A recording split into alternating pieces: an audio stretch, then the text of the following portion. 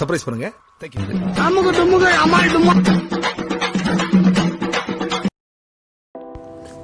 Hi மக்களே, இது உங்கள் குட்டி சமையல். வாங்க இன்றைக்கி என்ன ஒரு சூப்பரான ஒரு டிஷ்ஷு பார்க்க போகிறோன்னா கீரை துவையல் எப்படி பண்ண போகிறோங்கிறத பார்க்க போகிறோம். ரொம்ப ரொம்ப சிம்பிளாக இருக்குங்க.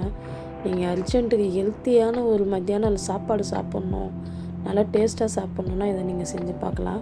இதை மாதிரி அடுப்பில் வானல் வச்சுக்கோங்க. வானல் சூடானதும் எப்பயும் போல் எண்ணெய் சேர்த்துக்கோங்க.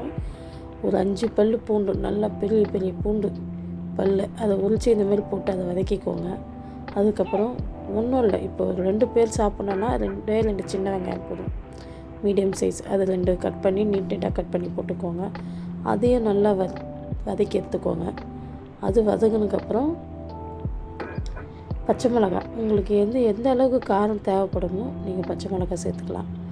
நெக்ஸ்ட்டு இதுக்கு நான் ஒரே ஒரு தக்காளி மட்டும் இதுக்கு நான் போட போகிறேன். ரொம்ப தக்காளி போட்டிங்கன்னா அந்த டேஸ்ட்டு மாறிடும். ஸோ அதனால் ஒரே ஒரு தக்காளி, இது நல்லா வதங்கின பிறகு அந்த தக்காளியை நம்ம எல்லாம் சேர்த்துக்கலாம்.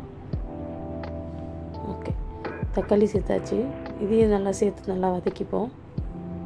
நல்லா வதங்கினதுக்கப்புறம் நான் 2 பேருக்கு பண்ணுறதுனால நான் ஒரு கட்டு கீரையே பாதி பிரித்து பாதி தான் சேர்த்துக்கிறேன். இது அரைக்கீரை, முளைக்கீரை, சிறுகீரை, இதிலேருந்து இந்த 3 கீரையில் தான் பண்ணால் சூப்பராக இருக்கும்.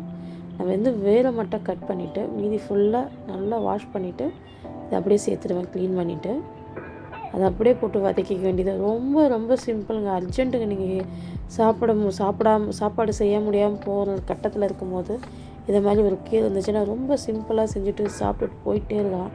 பாருங்கள், நல்லா வதங்கிடுச்சு. அதே மாதிரி இந்த கீரை டேஸ்ட் எல்லாருக்குமே ரொம்ப பிடிக்கும். குழந்தைங்க முதல்ல பெரியவங்க வரைக்குமே பிடிக்கும். இந்த மாதிரி ஒரு தாளிப்பு கரண்டியில் எண்ணெய் ஊற்றிக்கோங்க. எண்ணெய் சூடானதுக்கப்புறம் வடமும் நம்ம வீட்டில் யூஸ் பண்ணோம் இல்லைங்களா குழம்புக்கு, அந்த வடமும் கொஞ்சம் நீங்கள் காரத்துக்கு வேணும்னா காஞ்ச மிளகாய் சேர்த்துக்கலாம். காஞ்ச மிளகாய் போட்டிங்கன்னா அது ஒரு ஃப்ளேவர் நல்லாயிருக்கும். ஒரே ஒரு காஞ்ச மிளகாவை அப்படி கட் பண்ணி போட்டுக்கோங்க. இது நல்லா வதங்கினதுக்கப்புறம் அந்த கீரை கூட இதை நம்ம ஆட் பண்ணிக்க போகிறோம். அதை அரைக்கணும். அந்த கீரையை மிக்சியில் ஒரு ஓட்டு, ரொம்ப மணமண்ணாக அரைக்கக்கூடாது.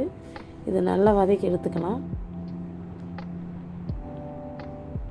இது அப்படியே சூடாக சாதத்தில் சாப்பிடும்போது வேறு லெவலில் இருக்குங்க டேஸ்ட்டு. நீங்கள் ட்ரை பண்ணி பாருங்கள். ட்ரை பண்ணிவிட்டு எனக்கு கமெண்ட் செக்ஷனில் கண்டிப்பாக சொல்லுவீங்க. ஓகே, இதை சேர்த்துக்கலாம். இப்போ இது எல்லாமே நல்லா மழை அரைக்கக்கூடாது, கொஞ்சம் நார்மலாக அரைச்சிக்கணும். இப்போ தேவையான அளவுக்கு உப்பு சேர்த்துக்கலாம்.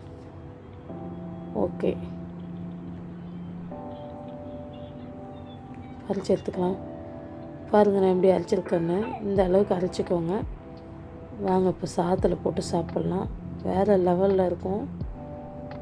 நான் காலையிலே இதை செஞ்சு சாப்பிட்டேன். சும்மா ஒரு ஸ்பூன் எடுத்து வச்சுக்கிட்டேன், சாதத்தோடு வச்சு சாப்பிடும்போது செம்மையாக இருந்தது.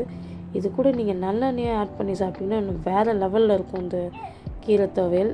நீங்கள் ட்ரை பண்ணி பார்த்துட்டு எனக்கு சொல்லுங்கள். இந்த வீடியோ பிடிச்சிருந்தால் லைக் பண்ணுங்கள், ஷேர் பண்ணுங்கள் அண்ட் சப்ஸ்கிரைப் பண்ணுங்கள். தேங்க்யூ ஃபார் வாட்சிங்.